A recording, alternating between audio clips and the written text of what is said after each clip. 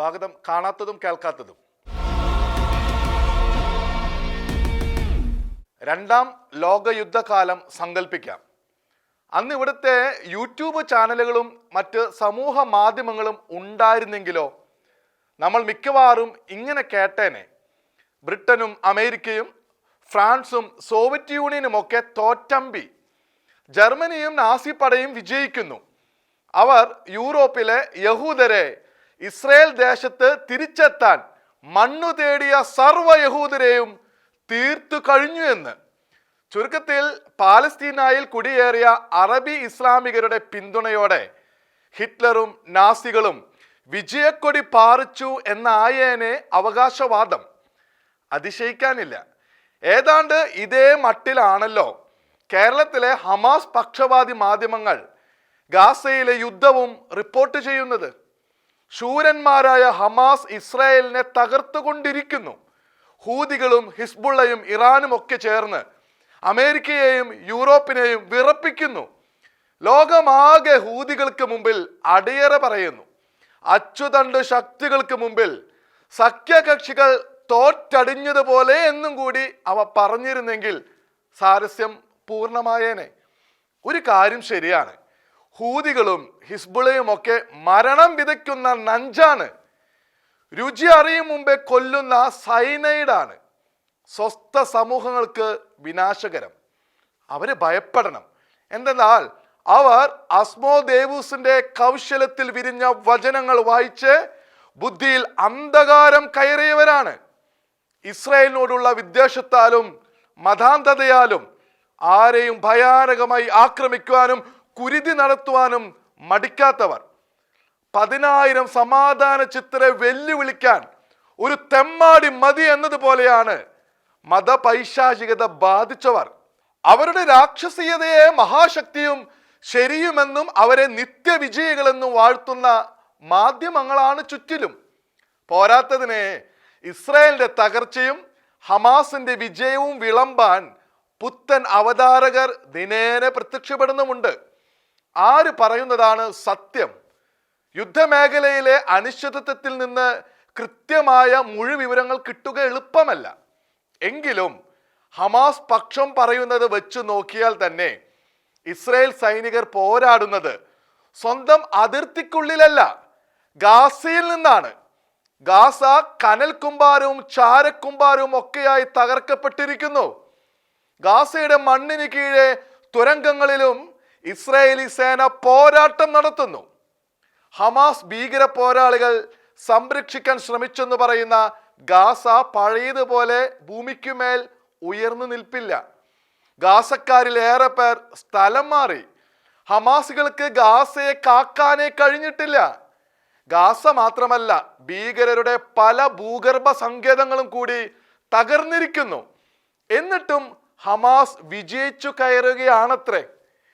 പഴയ ചോദ്യം ഇപ്പോഴും ഉണ്ട്. ഒക്ടോബർ 7 ഹമാസ് ഭീകരർ ഇസ്രായേലിനെ ആക്രമിച്ച് കുരുതി നടത്തിയത് എന്തിനു വേണ്ടിയായിരുന്നു? ഗാസയിലെ ജനങ്ങളെ കാക്കാൻ വേണ്ടിയെന്ന കള്ളം വസ്തുതകൾക്ക് മുമ്പിൽ തകർന്നു കഴിഞ്ഞു. വീരപരിവേഷമോഹവും ലോക പിന്തുണയുടെ കാര്യവും നിൽക്കട്ടെ, തിരിച്ചടി കരുതാതെയല്ല ഹമാസ് സംഘം ആക്രമണം നടത്തിയത്.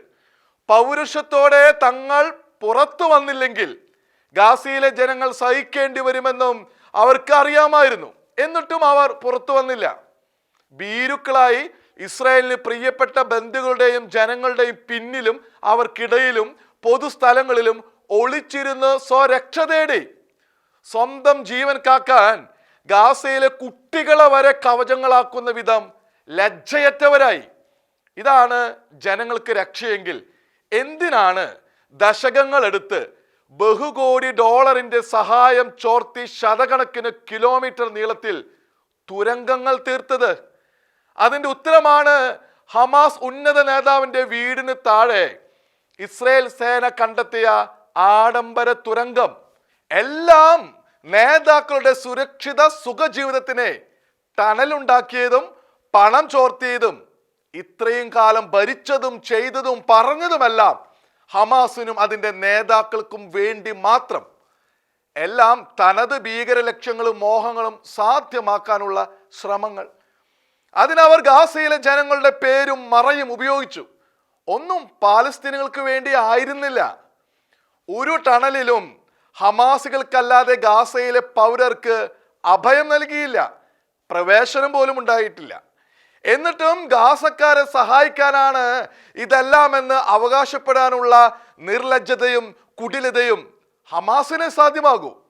അവരുടെ നുണയും പൊളിയും വിശ്വസിക്കാനും ഒരു കൂട്ടരേ ഉള്ളൂ, മതഗ്രന്ഥത്തിന്റെ ഇരുട്ടിൽ കുടുങ്ങിയവർ. അറബി പാലസ്തീനുകൾ മിക്കവരും അങ്ങനെയായിപ്പോയി. കൂടെ അതേ അന്ധകാരത്താൽ അന്ധമായി അവരെ പിന്തുണയ്ക്കുന്നവരും. കുട്ടികളടക്കം ജനങ്ങൾ കൊല്ലപ്പെടുന്നതിൽ ലോക ജനതയ്ക്കുള്ള ദുഃഖം ഹമാസ് ഭീകരർക്കില്ല. എത്രയുമേറെ പേർ കൊല്ലപ്പെടാൻ കാത്തിരിക്കുന്നവർ ലോക ജനതയുടെ ദുഃഖം മുതലെടുക്കുകയാണ്. യുദ്ധത്തിലെ ജയപരാജയങ്ങളുടെ സ്ഥിതി വിവരമല്ല, അടിസ്ഥാന യാഥാർത്ഥ്യമാണ് സുബോധമുള്ള സമൂഹം കണക്കിലെടുക്കേണ്ടത്. നിർഭാഗ്യവശാൽ അത് സംഭവിക്കുന്നില്ല.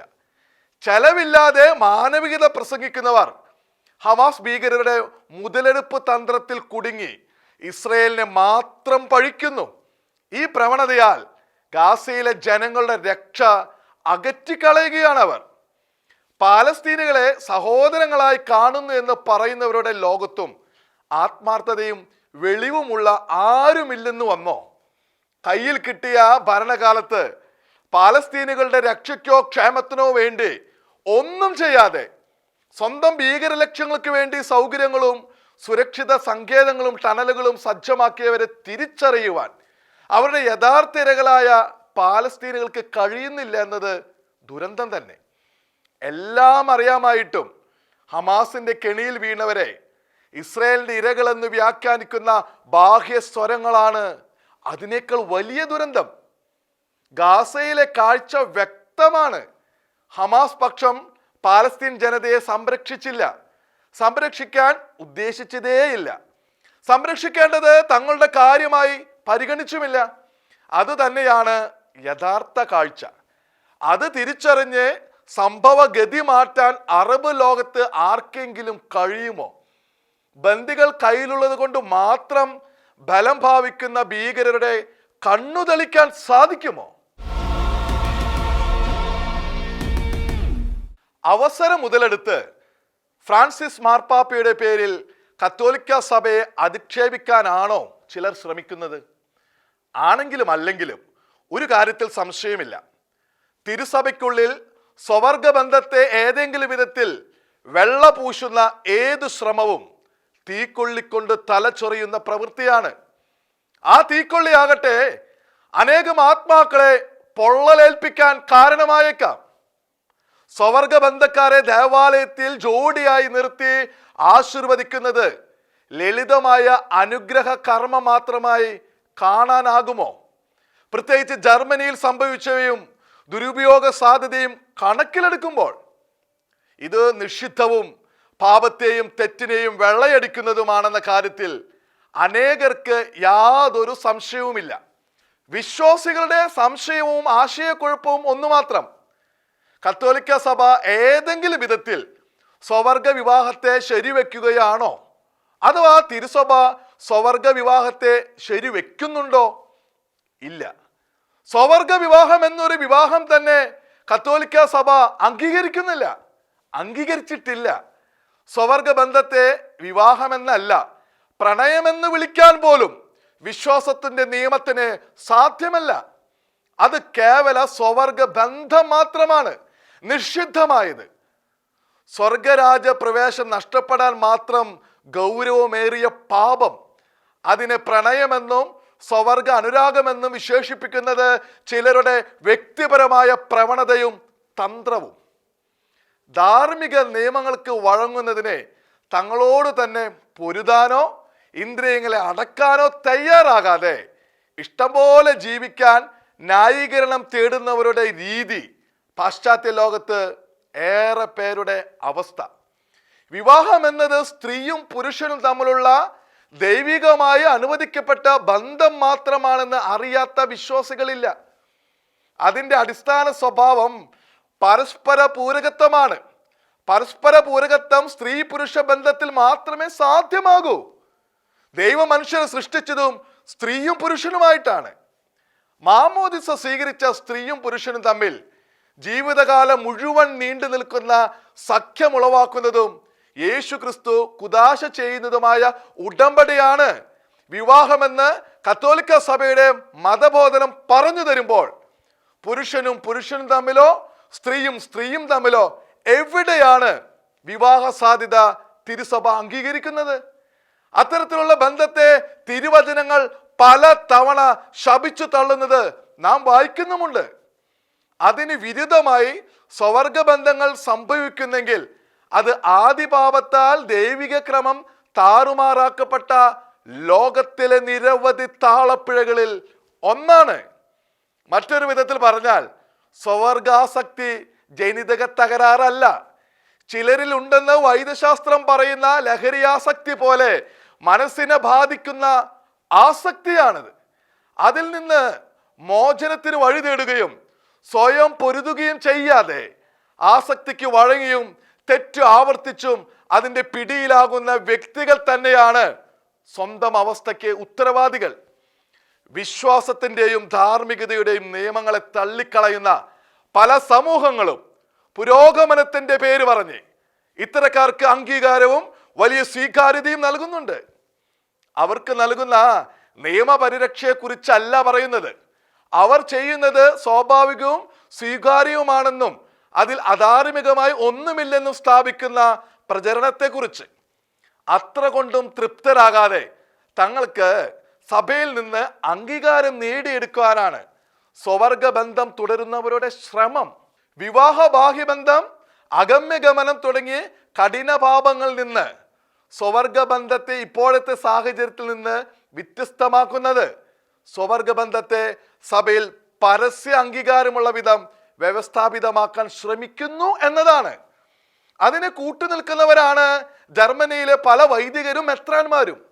അവർ പല ജോഡികളുടെയും ഇത്തരം നിഷിദ്ധ ബന്ധങ്ങൾ ദേവാലയത്തിൽ ആശീർവദിച്ചു കൊടുത്തവരും അതിന് അനുവദിച്ചവരുമാണ്. ഇന്നും അതേ ബന്ധത്തിലും നിലപാടിലും തുടരുന്ന ഇവരിൽ ആർക്കും മനമാറ്റം സംഭവിച്ചിട്ടില്ല. ആരുടെയും മനസ്സ് മാറ്റാൻ ശ്രമിച്ചതായി അറിവുമില്ല. കൂടുതൽ പേരെ തങ്ങളുടെ ഗണത്തിലേക്ക് സ്വാഗതം ചെയ്യാനല്ലാതെ വിടുവിക്കാൻ അവർ ശ്രമിച്ചതിന് അടയാളമില്ല. ഇക്കാലം അത്രയും അവർ അനേകർക്ക് ഇടർച്ചയായി നിലനിന്നു എന്ന് മാത്രം പറയാം. അവർ വിശ്വാസികളുടെ ഗണത്തിൽ വലിയ സംഖ്യയല്ലെങ്കിലും വിശ്വാസ വിരുദ്ധത പടർത്തുന്ന പൊതുസമൂഹത്തിൽ അവർക്ക് വേണ്ടി നിരവധി സ്വരങ്ങൾ ഉയരുന്നുണ്ട്. അതുപയോഗിച്ച് തിരുസഭയിലും തങ്ങളുടെ സ്വതന്ത്ര ജീവിതത്തിന് അംഗീകാരം ഉണ്ടാക്കാനാണ് കത്തോലിക്കരായ സ്വവർഗ ബന്ധക്കാരുടെ ശ്രമം. അത്തരക്കാരുടെ തിരിച്ചുവരവിന് ഉദാഹരണങ്ങൾ ഇല്ലെന്നിരിക്കെ ദേവാലയത്തിൽ സ്വവർഗ ജോഡികളെ വ്യവസ്ഥാപിതമായി ആശീർവദിക്കാനുള്ള നീക്കം ഞാണിന്മേൽ കളിയാണ്. സഭയ്ക്കുള്ളിലെയും പുറത്തെയും ഇത്തരക്കാർ തങ്ങളുടെ നിഷിദ്ധ ബന്ധം ന്യായീകരിക്കാൻ സുവിശേഷം വരെ ദുർവ്യാഖ്യാനം ചെയ്യുന്നു. വിശുദ്ധ മത്തായിയുടെ സുവിശേഷത്തിൽ യേശുവിനോട് തൻ്റെ ഭൃത്യന് സൗഖ്യം അപേക്ഷിച്ച ശതാധിപനും ഭൃത്യനും സ്വവർഗ ജോഡിയായിരുന്നെന്നും സൗഖ്യം നൽകിയ യേശു അവരെ ശരിവെച്ച് അനുഗ്രഹിക്കുകയായിരുന്നുവെന്നും വാദിക്കുന്ന ക്രൈസ്തവരും ക്രിസ്ത്യൻ വെബ്സൈറ്റ് തന്നെയുമുണ്ട്. തിരുവചനങ്ങൾ പഴയ ഉടമ്പടി മുതൽ വിശുദ്ധ പൗലോസിന്റെ ലേഖനങ്ങൾ വരെ സ്വവർഗ ബന്ധം നിഷിദ്ധമെന്ന് പറഞ്ഞിട്ടും യേശുവിന്റെ പ്രവൃത്തിയെ ഇത്തരത്തിൽ ദുർവ്യാഖ്യാനം ചെയ്യപ്പെടാൻ മാത്രം ശക്തമാണ് സ്വവർഗ ബന്ധവാദികൾ എന്നതും ചെറിയ കാര്യമല്ല. അമേരിക്കയിലെ പ്രശസ്ത അൽമായ കത്തോലിക്ക ദൈവശാസ്ത്ര പണ്ഡിതൻ ഡോക്ടർ ട്രെന്റ് ഹോൺ തൻ്റെ കൗണ്ടർഫീറ്റ് ക്രൈസ്റ്റിസ് അഥവാ കപട ക്രിസ്തുമാർ എന്ന പുസ്തകത്തിൽ വിശദീകരിക്കുന്ന ഇക്കാര്യം അവിടുത്തുകാർക്ക് മാത്രമല്ല നമുക്കും പ്രസക്തം. സ്വവർഗ ബന്ധവാദത്തെ ഏതളവിലായാലും വെള്ള പൂശുന്നതിൽ അപകടമുണ്ട്. ഒന്ന്, മുമ്പേ പറഞ്ഞതുപോലെ നിഷിദ്ധ ബന്ധത്തിന് സഭയുടെ അംഗീകാരം വ്യവസ്ഥാപിതമാക്കുക എന്ന വിദൂര ലക്ഷ്യത്തോടെ നീങ്ങുന്നവരുടെ അജണ്ട. രണ്ട്, അനേകർക്ക് ഇടർച്ച എന്നത് ഇടർച്ച കൊണ്ട് അർത്ഥമാക്കിയത് ആ വഴി സ്വീകരിക്കാനുള്ള പ്രേരണ എന്നല്ല. സഭാ നേതൃത്വം പാപത്തെ പാപരഹിതമെന്നും തെറ്റിന് ശരിയെന്നും വിധിക്കുന്നു എന്ന ധാരണയും അതിൻ്റെ അപകടങ്ങളും. അത് ഒട്ടും ചെറുതല്ലാത്ത അപകടം തന്നെയാണ്. ആത്മാക്കളുടെ രക്ഷയെ കൊടുക്കുന്ന വിപത്ത്. കാണാത്തതും കേൾക്കാത്തതും അടുത്ത ആഴ്ച ഇതേ സമയം.